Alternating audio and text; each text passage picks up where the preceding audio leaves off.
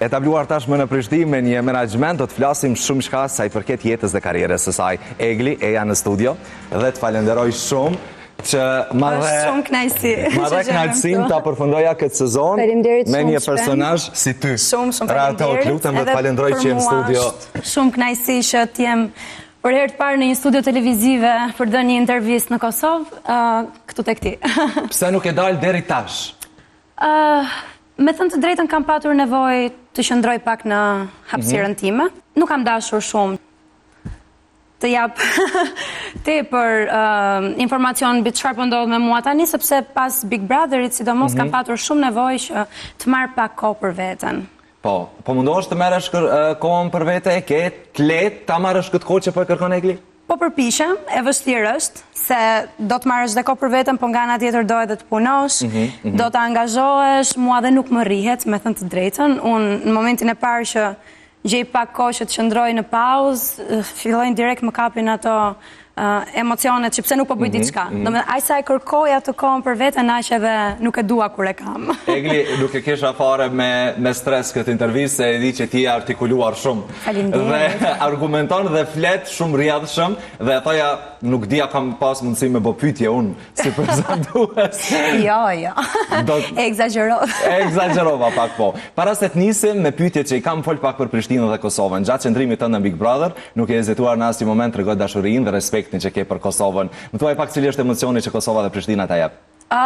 Një nga pyetjet që po më bëhet më shpesh në fakt, kudo që po takoj, këtu në Prishtinë po më pyet si po duket jeta këtu, apo të pëlqen Prishtina, apo të pëlqen mikpritja e njerëzit, edhe kam gjithmonë një përgjigje që jam duke u ndier shumë mirë në Prishtinë, nuk e kam pritur kurrë që gjej gjithë të dashuritë madhe këtu, unë gjithmonë e kam dashur Kosovën, kam qenë edhe më parë në Kosovë patjetër në disa qytete të Kosovës, e ndjej, shiko, unë nuk e shoh fare këtë ndarjen Shqipëri-Kosovë. Unë mendoj që janë gjysmat e njëra tjetrës, është një e plot, madje edhe kur kaloj atë doganën, mua thjesht më duket sikur kaloj nga një qytet i Shqipërisë në një tjetër, domethënë nuk e shen një ndarje konkrete. Nuk shoh asnjë lloj diferencë përveç dialektit. Kupton? E vetmja gjë që ndjej që jam Kosovë, nuk jam Shqipëri, është vetëm dialekti. Por që jam duke u ndier jashtëmase mirë, kam gjetur shumë dashuri, madje njerëzit tu janë edhe më të ëmbël, janë pak më të dashur. Kupton?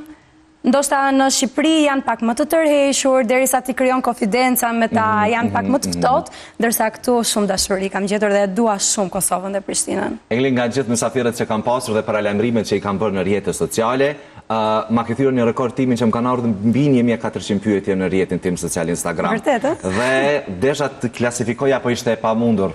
Bëje një dhe dikur u lodha nga pyetjet shumëta që kanë ardhur. Ti po besoj je e vetëdijshme për gjithë këtë interes që kanë njerëzit për ty?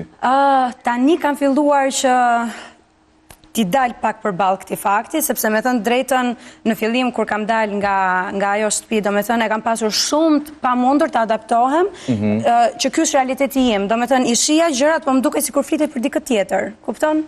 Nuk arrija dot të bëja lidhjen që po flitet për ty, pra je ti, e ke marrë ti gjithë dashuri. Jam ekstremisht mirënjohëse për publikun dhe për dashurinë e publikut.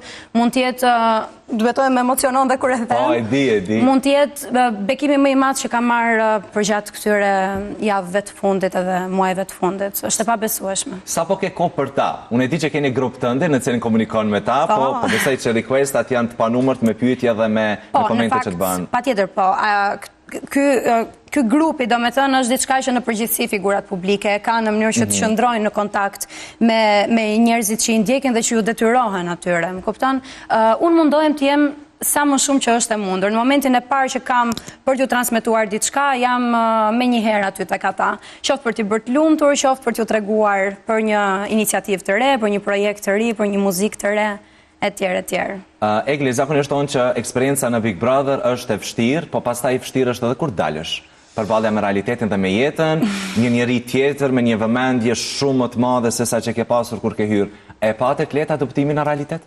Shiko, Shpend, ky lloj produksionit të bën pak imun.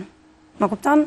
Do me thënë, fillon edhe nuk të bën shumë përshtypje ajo çfarë gjen jashtë, po flas këtu gjithmonë në lidhje me komentet, në lidhje me aludimet, tjerë, sepse gjatë je mësuar. Je mësuar për thua gjatë 3 muajve. Po, je mësuar gjatë se çfarë të pret, më kupton?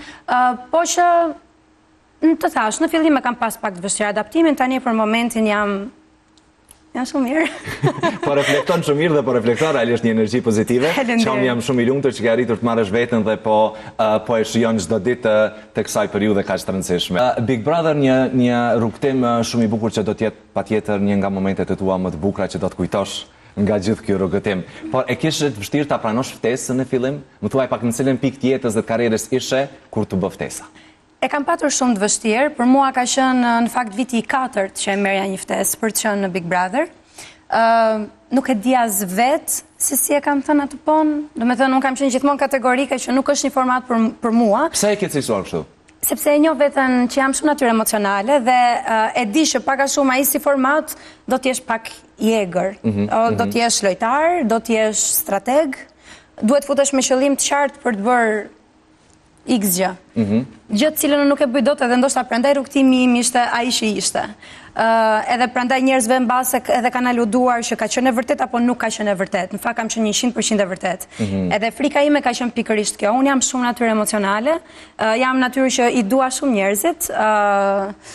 Edhe pikërisht për këtë gjë thjesht kam dashur të kem atë barrierën të mos jem pjesë e kësaj gjës, domethënë. T'ja kursej vetes time këtë. E pse njerëzit mendojnë që kanë dyshuar në këtë vërtetësi tënden? Po se ndoshta e kanë parë që është e pamundur t'jesh kaq e mirë. Është e pamundur të ku të vitrua? Po, në 2025.